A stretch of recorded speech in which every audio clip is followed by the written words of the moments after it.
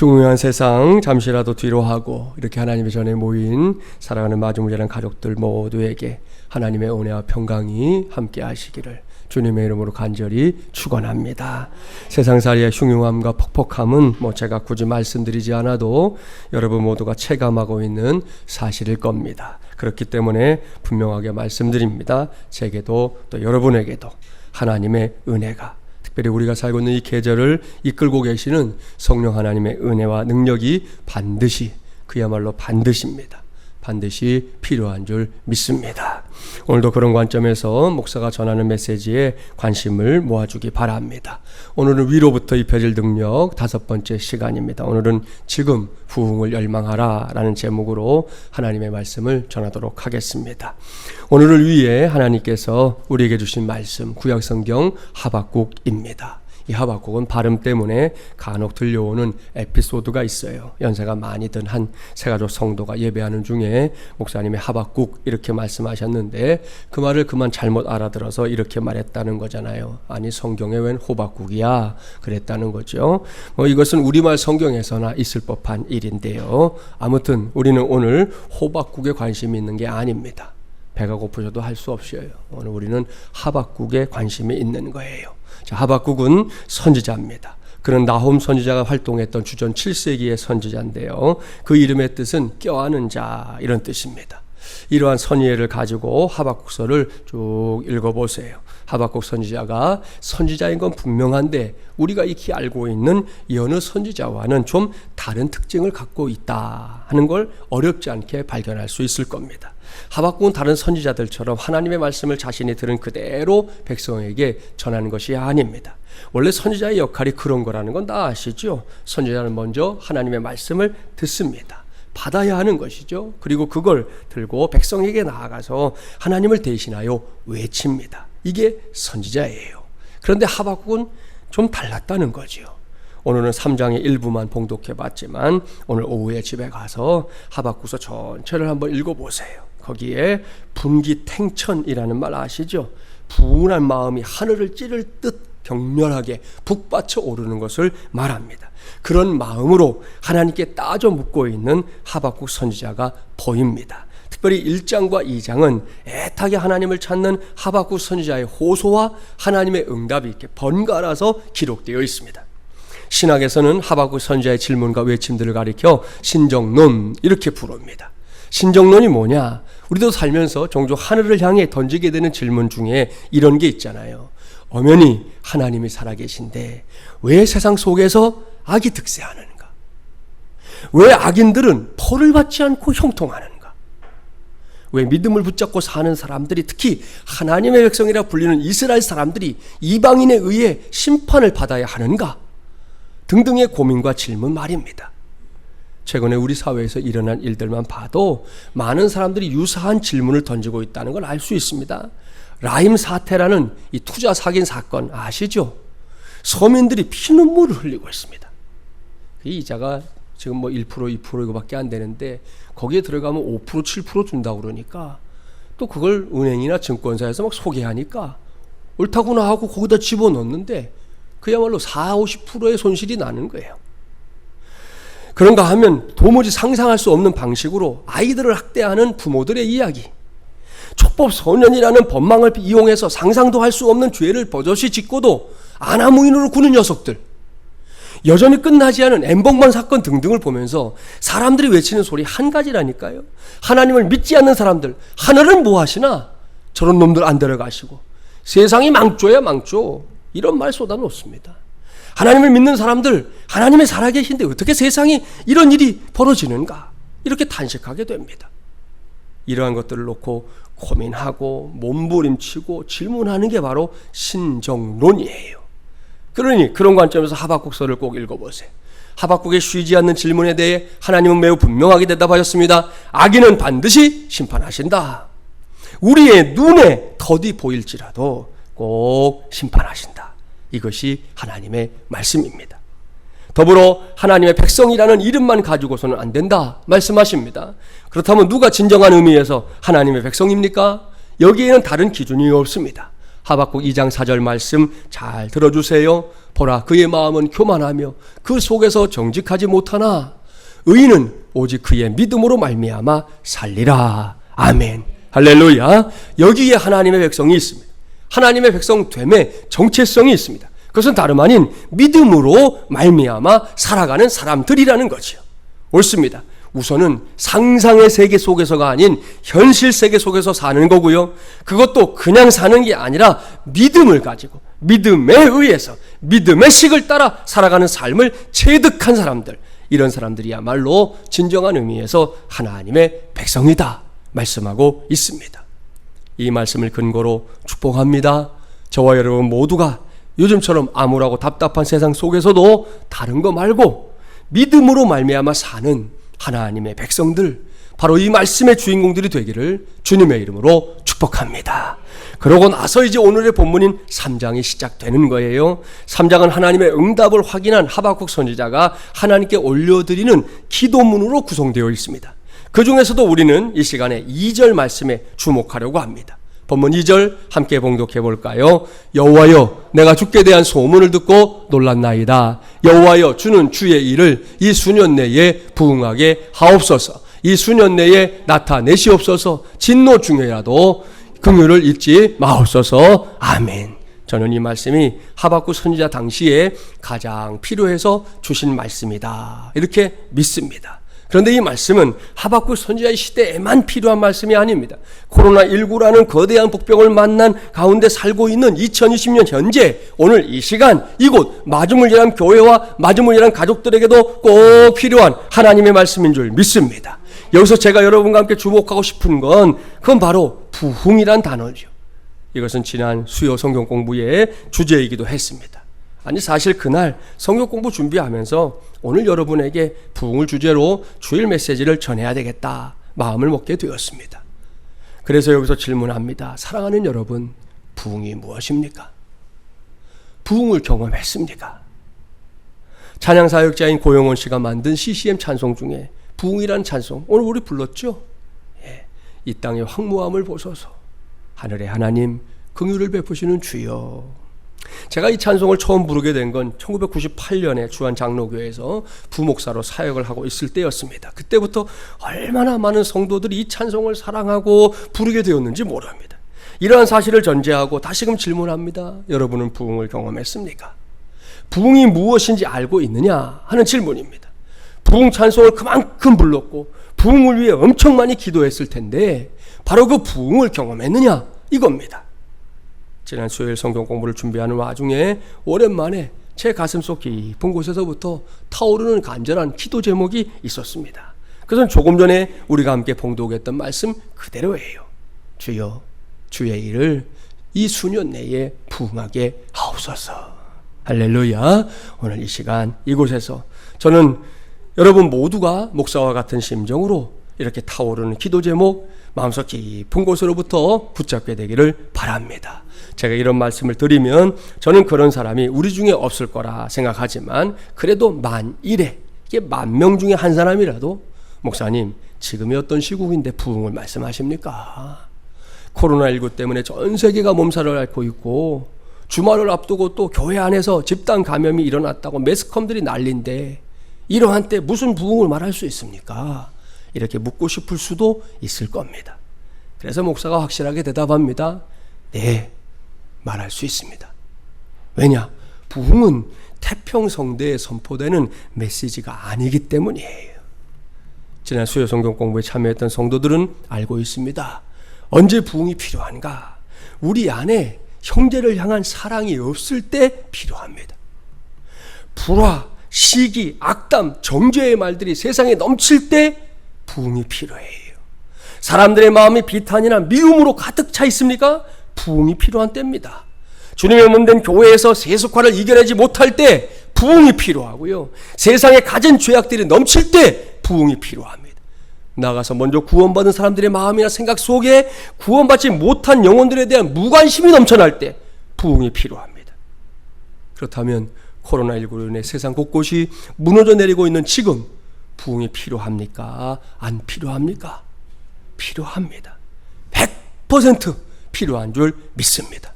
그러니 오늘 이 시간 저와 함께 하나님의 말씀에 귀를 기울이기 바랍니다. 세상에는 이미 부흥에 관한 많은 정의들이 있어요. 양적 부흥이 먼저냐, 질적 부흥이 먼저냐, 이런 논란도 있습니다. 그래서 이 시간에는 제가 생각하는 부흥에 대한 정의를 먼저 말씀드립니다. 누군가 제게 부흥이 뭐냐 묻는다면 저는 이렇게 대답할 겁니다. 부흥이란 영향력의 확장입니다. 자, 이걸 풀어서 설명하면 예수 그리스도를 나의 주, 나의 하나님으로 믿고 섬기는 삶의 경이로움, 바로 그 영향력을 자꾸만 확장해 나가는 것, 이것이 부흥이라는 말씀입니다. 여러분, 이것이 얼마나 중요한 과제인지 알고 있습니까? 의외로 그것을 모른 채 신앙생활하는 성도들이 많습니다. 그러면 안 됩니다. 그러니 오늘 주시는 말씀에 저와 함께 귀를 기울이십시오. 다시 말씀드려요. 부흥이란 영향력의 확장이다. 이제부터는 이러한 정의에 근거해서 영향력의 확장을 이야기할 건데요. 그때 반드시 전제해야 할 것이 있습니다. 그것이 뭔지 잠시 본문을 떠나서 요한복음 20장 30절과 31절 말씀을 함께 찾아서 봉독해 보겠습니다. 요한복음 20장 30절 31절 자막에 나와 있으니까 같이 한번 우리 봉독해 볼까요? 예수께서 제자들 앞에서 이 책에 기록되지 아니한 다른 표적도 많이 행하셨으나 오직 이것을 기록함은 너희로 예수께서 하나님의 아들 그리스도이심을 믿게 하려 함이요 또 너희로 믿고 그 이름을 힘입어 생명을 얻게 하려 함이니라. 아멘. 할렐루야. 자, 이 말씀은 요한복음을 기록하게 된 구체적인 이유를 밝히고 있는 거지요. 요한복음 마치 소설 한 편 쓰듯 그저 생각나는 대로 혹은 가진 상상력을 다 동원해서 쓴 그런 책이 아닙니다. 그렇습니다. 요한복음만이 아니라 하나님의 말씀들은 어떤 말씀이든 분명한 목적을 가지고 쓰인 책입니다. 그렇다면 요한복음을 쓴 목적 무엇입니까? 이 말씀을 읽고 보고 듣는 사람마다 이 안에서 살아계신 예수 그리스도를 만나게 하기 위함이에요. 그분이 어떤 분인지, 그리고 그분을 힘입어 사는 삶이라는 게 뭔지 구체적으로 가르쳐주기 위해서 요한복음이 기록됐다는 말씀입니다. 저는 이것이 코로나19, 포스트 코로나, 뉴 노멀 시대를 말하는 오늘 우리 시대가 요구하는 그리스도인의 삶이다, 이렇게 확신합니다.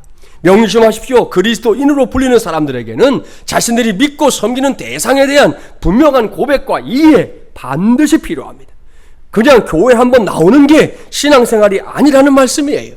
더불어 주님과 사는 삶이 무엇인지 그걸 경험하고 그것을 아는 것이 저에게도 여러분에게도 필요합니다. 이것은 신앙생활이 실체여야지 뜬구름이나 신기루 같은 것이면 안 된다는 말씀이에요. 이것이 우리 시대의 과제입니다. 옳습니다. 예수 그리스도의 십자가가 도대체 나와 다른 사람 챙기려고 하지 말고 바로 나와 어떤 관계가 있는지 정확하게 알고 믿고 고백하는 삶, 내게 반드시 있어야 할 줄 믿습니다. 이러한 사실에 도전을 주는 한 형제를 여러분에게 소개할 거예요. 한 3분 정도 그 형제를 만나보겠습니다. 이날 우리는 한 형제를 만났다. 그는 예멘에서 살던 무슬림이었는데 어느 날 라디오에서 들리는 복음 방송을 듣고 그 자리에서 예수님을 영접하여 그를 죽이려는 가족과 친지들을 피해 이곳까지 왔다고 합니다.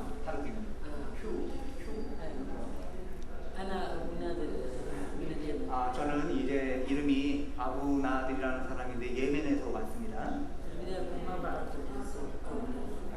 처음에는 제가 예수님에 대해서 전혀 몰랐습니다. 예, 그러나 이제 예수님께서 저의 주인이 되어 주셨습니다. 저는 어느 날 라디오를 들었습니다. 그 복음 방송입니다.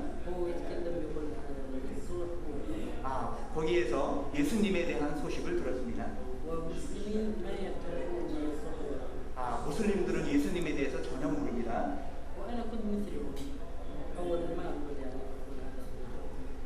저도 처음에 무슬림이었기 때문에 예수님에 대해서 전혀 몰랐던 사람입니다. 그러나 내가 예수님을 라디오를 들을 때 예수님에 대해서 듣기 시작했습니다.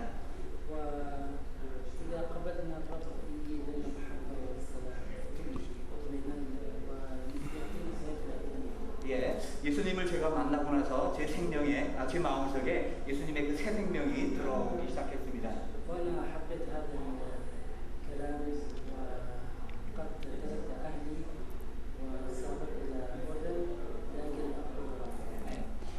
저희 가족은 그 예멘에 아직 남아 있고요. 저는 이제 하나님의 말씀을 들으면서 기쁘게 생활하고 있습니다.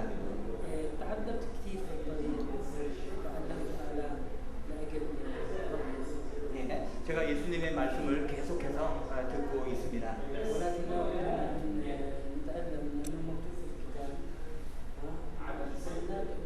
مش يعني احنا نؤمن فقط ونكون أن نتألم لأجل 예, 이제 제가 예수님과 함께 생활하기 때문에 정말 마음에 기쁨이 넘쳐나고 있습니다. وأنا متزوج مع والدي 저는 결혼을 했고요. 아이가 2명 있습니다. وتركته لأجل الرب. 그 제가 살고 있었던 그 시댁에서 제 아내가 떠나 있고 친정에 가 있습니다. ونشكر الرب يعني لم يكن كل من ذلك أخا أختا أبا أو أما أو امرأة أولادا فيأخذ من أضعاف وله حياة. 예, 이제 비록 그 부모로부터 저도 이제 떨어져 있고 제 아내도 그 시댁으로부터 쫓겨났지만은 저희 모두는 지금 하나님의 그 보호하심 속에 있는 것을 믿습니다. أنا كنت أول بدون حياة أبدية الآن قد تأكد أن 그 저는 예수님 만나기 전에 정말 제 마음속에 생명이 없었는데 예수님을 만나고 나서도 100%의 생명이 있는 것을 믿습니다. وأطلب من أخواني الكوريين يصلوا لأجل زوجتي وأبنائي. 예, 우리 그 한국에 계신 성도님들께서 저와 저희 가족을 위해서 기도해 주시면 감사하겠습니다. لأنهم ظروفهم صعبة كل شيء. 예, 이제 하나님께서 우리 모두에게 축복해 주실 것을 믿습니다. محتاجين للصلاة. 예, 계속해서 기도 부탁드리겠습니다. 예, 하나님께 감사드립니다.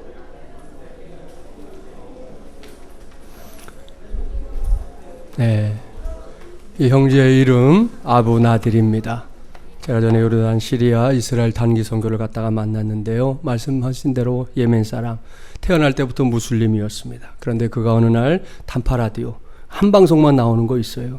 그거 듣다가 거기서 예수님 만난 거예요. 거기서 끝났으면 별일 없었을 텐데 너무 감격스러워서 나는 이제 예수 믿는다 하고 공언을 해버린 거죠. 그래서 친족들이 명예살인이라는 걸 통해서 죽이겠다고 달려드니까 본인은 이제 도망치고 아내와 아이들은 친정에 가서 있게 된 그런 상황이 된 거예요. 여러분 지도를 보면 사우디아라비아 저 밑에가 예멘이거든요. 요르단은 그 위에 있어요.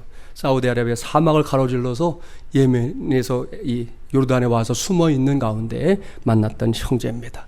방금 그의 고백 들으셨죠? 행복하대요. 예수 그리스도의 생명이 자신 속에 100% 들어와 있어서 자신은 행복하다 고백하는 그의 눈 보셨죠? 사랑하는 마중물이란 가족 여러분, 우리가 예수님을 믿고 산다는 건 내 안에 바로 이런 확신, 이런 믿음이 있다, 사람들 앞에서 이걸 말할 수 있다는 거, 바로 그것이라는 말씀입니다. 그러나 솔직하게 우리의 현실은 어떻습니까? 여기에 있는 목사부터 교회는 다니는데 예수를 믿는다고는 하는데 그에 걸맞은 삶을 사는 걸 찾아보는 게 결코 쉽지 않습니다. 다른 사람들 다 놔두고 나 자신과 우리 모두의 삶을 둘러보자는 거예요. 과연 우리의 삶이 그리스도인다운 삶으로 채워져 있습니까? 우리가 가는 곳에서 그리스도인들만이 발휘할 수 있는 영향력과 능력 나타나고 있습니까? 요한 웨슬리 아시죠? 그는 타락의 늪에 빠져있던 18세기 영국을 기사회생시킨 위대한 믿음의 사람입니다. 그의 일대기와 관련해서 많은 이야기가 전해집니다. 그가 결성했던 홀리클럽이라는 감리교 운동의 진원지가 된 그 모임은 지금도 그 이름을 널리 알리고 있고요. 웨슬리는 그의 동역자들과 함께 정치, 경제, 사회적으로 부패하고 타락한 영국을 하나님의 말씀이 다스리는 나라로 완전히 바꿔놨습니다. 1788년 그가 죽게 되자 한 사람이 말했습니다. 요한 웨슬리는 세상을 떠났지만 영국에서의 그의 발자취는 영원할 것입니다. 그로부터 100년의 세월이 흘렀습니다. 술을 매우 좋아하는 나그네 한 사람이 영국의 한 지방 도시를 지나게 됐는데요. 너무 술이 마시고 싶어서 술집을 찾아 동분서주했어요. 그런데 그 도시 어디에서도 술집이 보이질 않는 거예요. 여러 시간 동안 술집을 찾다가 지치니 나그네가 지나가던 한 노인에게 짜증을 내며 물었습니다. 여보시오, 말 좀 물읍시다. 내가 벌써 몇 시간째 술집 찾고 있는데 이 도시에는 왜 술집이 하나도 보이지 않소? 노인은 나그네의 질문을 듣더니 또박또박 말했습니다. 괜히 수고하지 마시오. 이 도시 어디에도 술집은 없소. 왜냐하면 요한 웨슬리가 100년 전에 이 마을을 지나갔기 때문입니다. 그렇게 대답했습니다. 사랑하는 여러분, 웨슬리의 삶을 보세요. 얼마나 위대한 일입니까? 얼마나 멋진 삶입니까? 저에게는 저와 여러분이 한 번뿐인 인생을 살면서 좀 이렇게 대단하고 멋진 삶을 살아냈으면 하는 바람이 있습니다. 그저 하루하루 대충대충 살다가 때가 되어 떠나버리는 그런 인생 말고요. 여러분이 지나간 곳에 요한 웨슬리의 삶처럼 뭔가 믿음의 흔적이 남고 그 흔적으로 인해 세상이 뒤집어지고 흔들릴 만한 역사가 나타나게 되기를 간절히 바라고 바랍니다. 물론 이러한 역사는 아무나 할 수 있는 건 아닙니다. 누구나 다 할 수 있는 일이라면 그게 뭐 대수겠어요? 그렇다면 과연 누가 이렇게 살 수 있습니까? 앞서 읽었던 요한복음의 기록 목적에서 그 답을 찾을 수 있습니다. 예수 그리스도를 향한 명확한 고백과 이해 그리고 믿음을 가진 사람입니다. 또한 주님을 힘입어 사는 삶이 더는 낯설지 않고 익숙한, 그것이 어느 순간부터인가 자신의 삶으로 쑥 받아들여진 사람이에요. 이런 사람이 믿음으로 말미암아 사는 사람인 줄 믿습니다. 그렇기 때문에 이런 사람이 세상을 뒤집을 수 있는 거예요. 이런 사람이 세상을 뒤흔들어 놓을 수 있는 거예요. 무엇보다 이런 사람들, 그러한 일들을 감당할 수 있도록 역사하는 분 누군지 아시죠? 우리가 요즘 주일마다 말씀을 통해 만나고 있는 위로부터 입혀질 능력이신 성령 하나님이신 줄 믿습니다. 그리고 성령 하나님과 믿음으로 말미암아 사는 사람들이 함께 연대해서 이루어가는 영적인 사건, 그것이 바로 부흥입니다.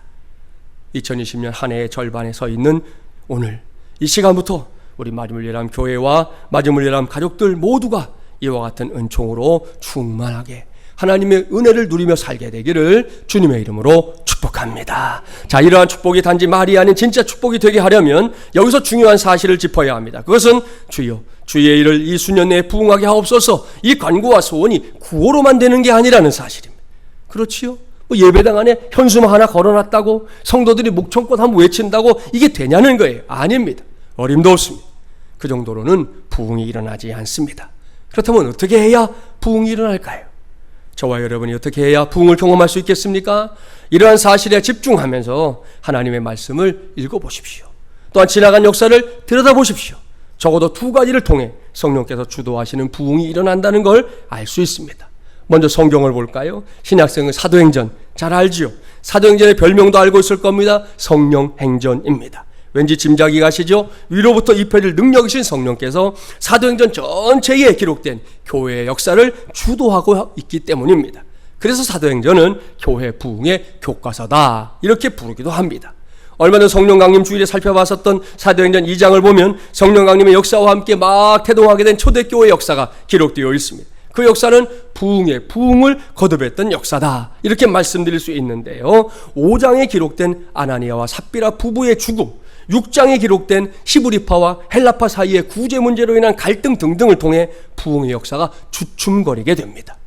바로 그때 다시금 기도를 부흥하게 만든 원동력이 뭐냐? 그것은 사도행전 6장 4절에서 사도들이 천명했던 대로 교회가 기도와 말씀에 집중하게 됐다. 바로 이겁니다. 그렇습니다. 이것을 통해 초대교회는 다시금 부흥의 역사를 쓰게 되었습니다. 따라서 오늘 이 시간에 기도와 말씀 이 두 가지를 저도 여러분도 반드시 기억해야 합니다. 이것을 통해 우리는 부흥의 역사가 입술에 오르내리는 구호가 아닌 실제 삶의 경험으로 누리게 되는 믿음의 역사인 것을 알게 될 줄 믿습니다. 자, 그런 소망으로 마음을 담아서 한번 따라서 할까요? 주여, 기도를 통한 부흥을 체험하게 하옵소서.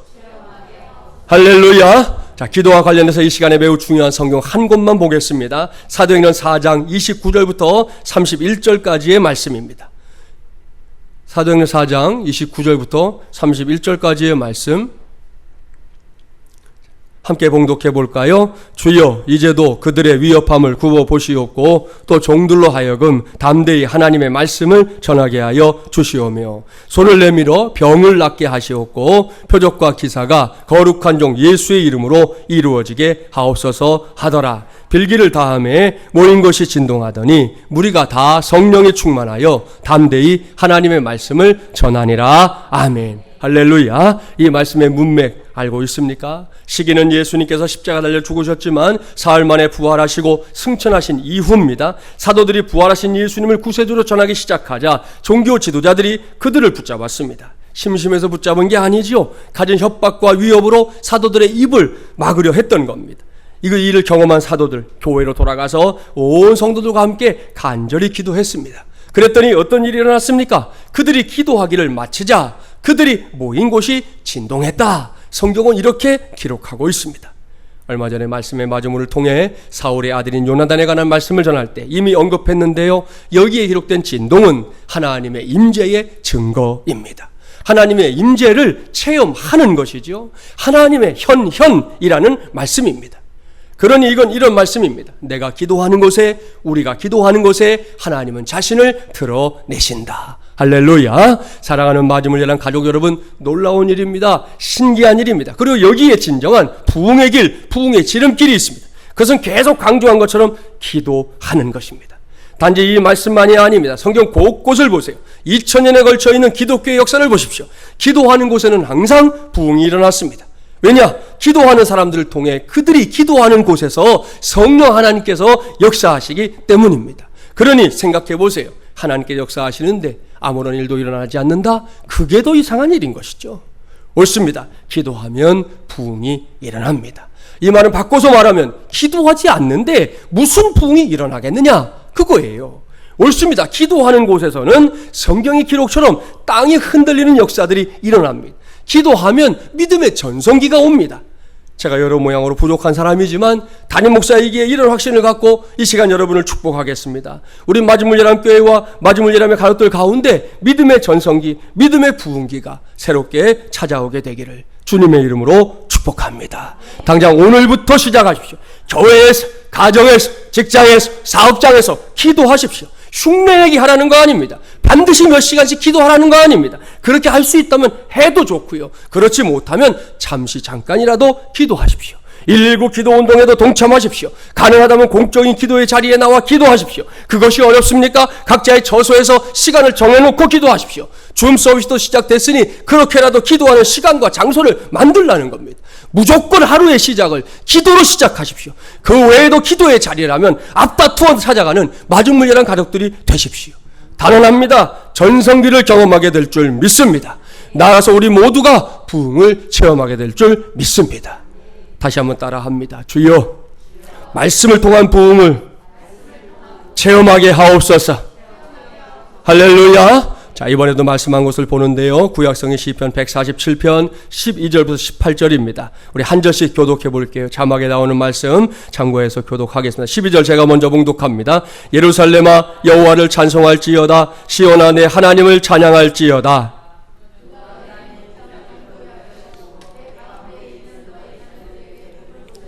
내 경내를 평안하게 하시고 아름다운 밀로 너를 배불리시며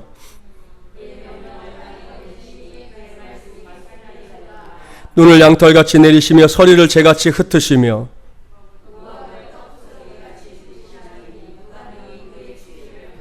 함께 봉독합니다. 그의 말씀을 보내사 그것들을 녹이시고 바람을 불게 하신즉 물이 흐르는도다. 아멘. 할렐루야.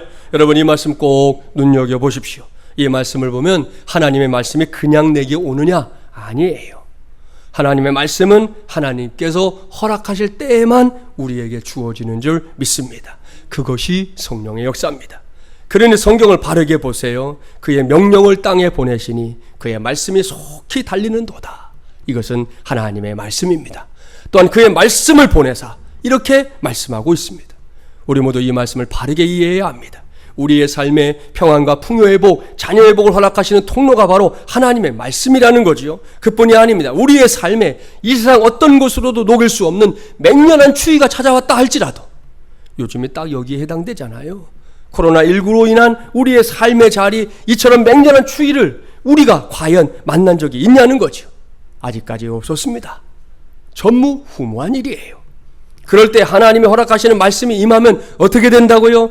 눈을 양털같이 내리시며 서리를 재같이 흩으시며 우박을 떡부스러기같이 뿌리시나니 누가 능히 그의 추위를 감당하리요? 그의 말씀을 보내사 그것들을 녹이시고 바람을 불게 하신즉 물이 흐르는도다. 아멘. 보십시오. 하나님의 말씀이 임할 때 성령께서 우리의 인생을 찾아온 모든 추위를 녹여주십니다. 그곳에 성령의 바람이 불게 하십니다. 마침내 추위로 얼었던 것들이 녹아서 물이 되어 흐르게 하십니다.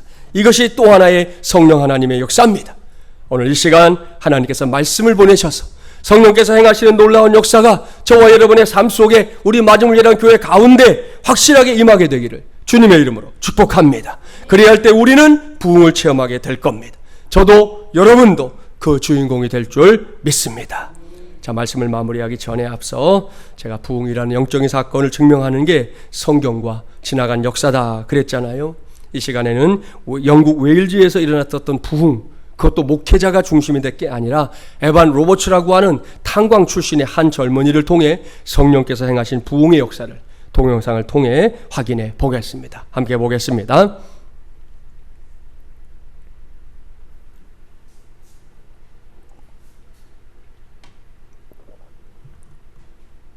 In the United States in 1905. But how did it begin? Well, most people have heard of the Welsh Revival, which began in 1904. It began as a movement of prayer. I knew Evan Roberts personally. Of course, I met him 30 years later. But he was devoted to God and was a man of prayer, praying for revival in Wales.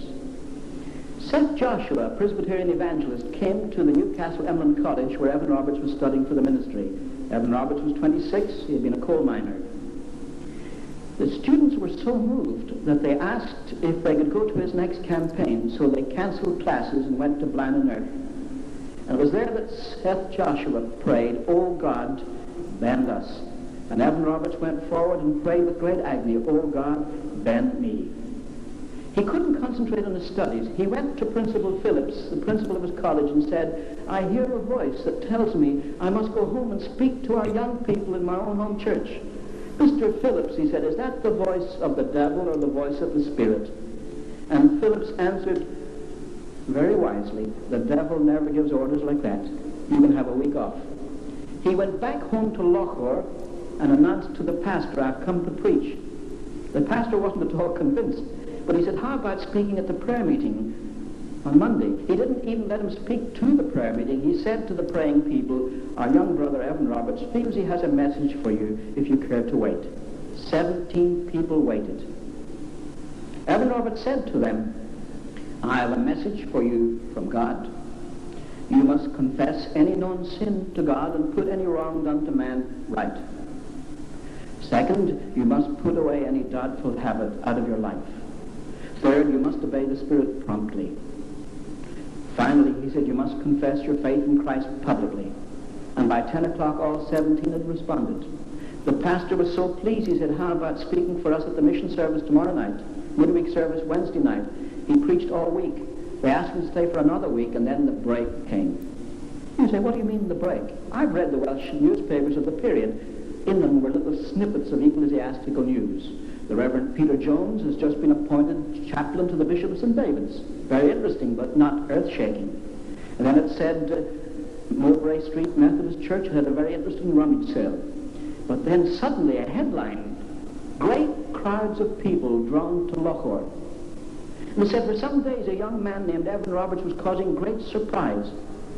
The main road between Llanelli and Swansea, on which the church was situated, was packed from wall to wall, people trying to get into the church. And people were closing shops and stores early to get a place in the church. Now the news was out. They sent a reporter down, and he described what he saw. He said it was a strange meeting. It closed at 4:25 in the morning, and then the people didn't seem to be willing to go home. He said people were still standing outside the church talking about what had happened. And then a very British summary. He said, "I felt this was no ordinary gathering." The news was out. Next day, every grocery store in that industrial valley was packed out. People buying groceries, people who had come to the meetings. On Sunday, every church filled. And it went like a tidal wave over Wales. I could tell you so much about it. There were 100,000 people converted in that movement. 5 years later, a man called J.D. Morgan wrote a book to debunk the revival. His main criticism was that of the 100,000 that joined the churches in the 5 months of the excitement of the revival, after 5 years, only 80,000 still stood. Only 80,000. But the social impact was astounding. For example, judges were presented with white gloves, not a case to try. No rapes, no robberies, no murders, no burglaries, no embezzlements, nothing. The district councils had emergency meetings to discuss what to do with the police now that they were unemployed. In fact, they sent for a sergeant of the police and said, what do you do with your time? He said, well, before the revival, we had two main jobs. One was to prevent crime, the other to control crowds, as at football games. But since the revival started, there's practically no crime, so we just go with crowds. Our counselor said, what does that mean? Well, he said, you know where the crowds are. They're packing the churches. Well, how does that affect the police? Well, he said, we have 17 police in our station, but we have 3 quartets, and if any church wants a quartet, they simply call the police station. That revival swept Wales. Drunkenness was cut in half. There was a wave of bankruptcies, but nearly all taverns. There was even a slowdown in the mines. You say, how could a religious revival cause a strike? It didn't cause a strike, just a slowdown.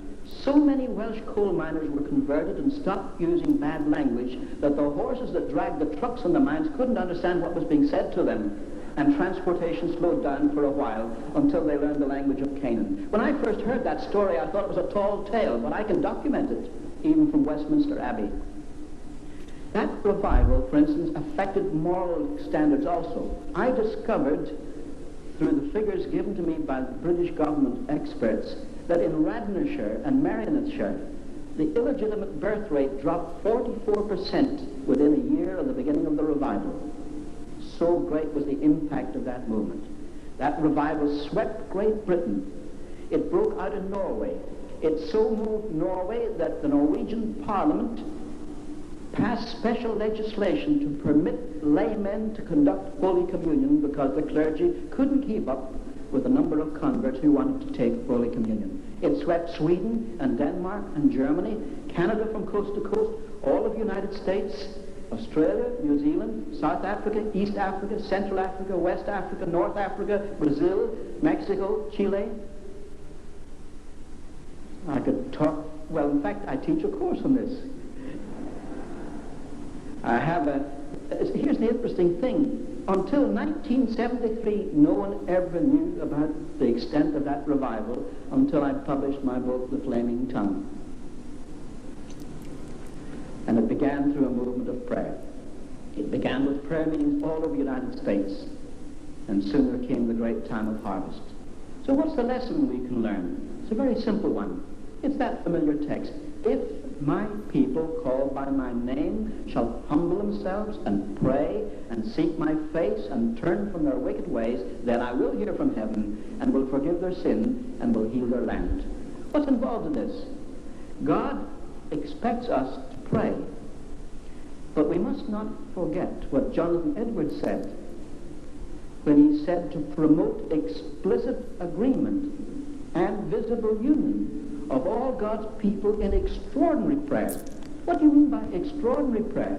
When you find people getting up at 6 o'clock in the morning to pray, or having a half night of prayer till midnight, that's extraordinary prayer. When they give up their lunchtime and go and pray at a noonday prayer meeting, that's extraordinary prayer. But it must be united and concerted.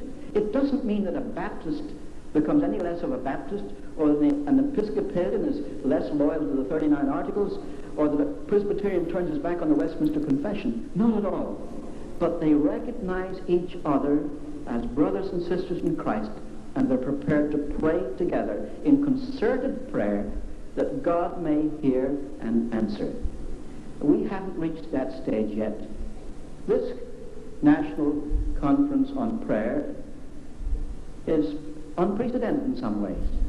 It's a sign of the direction in which we're moving. It's what I call extraordinary prayer. But you folk who are here, those who listen to my voice, must take it back to your churches. And when they're prepared to set aside time to pray for a spiritual awakening, that's when God is going to answer. Now some people say that means then it's up to us. Oh no, we can't say that either. Matthew Henry said, when God intends great mercy for his people, he, first of all, sets them a-praying. Even God is sovereign in this matter. But we must respond. He has chosen never to work without our cooperation. So whether your interpretation of revival is Calvinistic or Arminian, it's a very simple thing.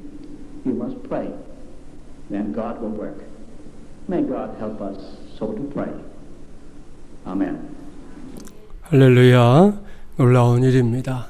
여러분, 성경에 기록된 내용이 성경의 문자가 아니라 우리의 삶임을 증명하는 대표적인 사건입니다. 말씀을 마무리합니다. 오늘 저는 지금 부흥을 열망하라, 이러한 제목의 메시지를 여러분에게 전했습니다. 결론을 말하면 이 모든 것은 성령 하나님께서 주관하십니다. 하박국 선지자의 선언 6절 말씀을 주목하십시오. 그가 하나님이 서신즉 땅이 진동하며 그가 보신즉 여러 나라가 전율하며 영원한 산이 무너지며 무궁한 작은 산이 엎드러지나니 그의 행하심이 예로부터 그러하시도다. 아멘. 여러분, 이분이 우리 하나님입니다. 땅을 진동시키시는 하나님이 함께 하십니다. 이를 명심하고 지금 부흥을 열망하십시오. 성령께서 그 열망에 놀랍게 응답해 주시기를 주님의 이름으로 간절히 축원합니다.